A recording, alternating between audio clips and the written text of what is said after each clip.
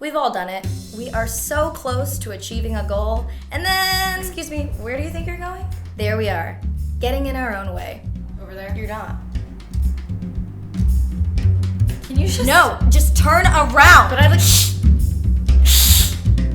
Okay. There are many ways that self-sabotaging can manifest itself. Some of the more obvious ones being procrastination. Okay, let's do a video. Right, a video. I'll just look at Instagram for some inspiration. Oh my God, how'd she do that? Oh. My God, oh, yeah, video. Okay. Yeah, okay. Okay, I got it, yeah. Yeah, okay. Okay, just write it, we'll write it, it's gonna be great. Self-medicating with alcohol and drugs. Oh man, the nurse is so beautiful! No, please don't tell me Drogon dies. Or my personal favorite, comfort eating. Hi, I have your Postmates order. 4 pies, right? And of course, there are more subtle ways that self-sabotaging can exist, like having aspirations that you never move toward, or having such a fear of abandonment that you cut ties once anything gets too emotional or too serious, or even just practicing alienating behavior that pushes people away.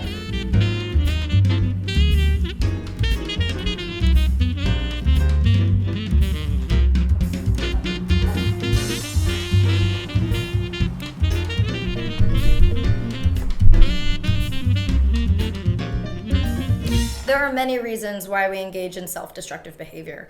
And for me, after my sister died, I felt like I didn't deserve to have a good life when she was sitting in an urn in my parents' living room. And so subconsciously, I would make all these very small choices that over time led to me having a miserable, miserable life.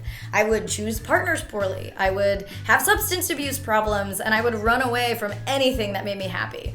It took years of therapy to realize that I was even doing this, and even years longer to actually stop doing it. But once we realized that the underlying cause of my self-sabotage behavior was feelings of unworthiness and guilt, we were actually able to work towards stopping that. My therapist and I worked to create a dialogue that I could have with myself each time I noticed that I was being destructive.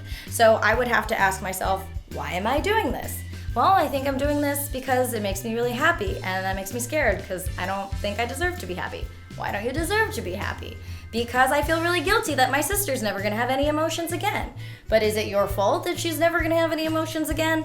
Technically, no. I mean, suicide was totally her decision. If it were up to me, I would have said, please don't do that. And I would have to have this very logical Q&A with myself until it would emotionally resonate with me that it was all coming from an illogical place of fear.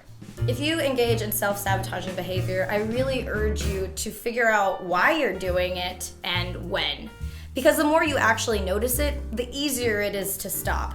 It just requires you challenging this negative thought process again and again and again, because on some level you'll intellectually understand it, but it takes a while for it to actually sink in. But before you know it, years and years of hard work later, you'll eventually stop. Yay!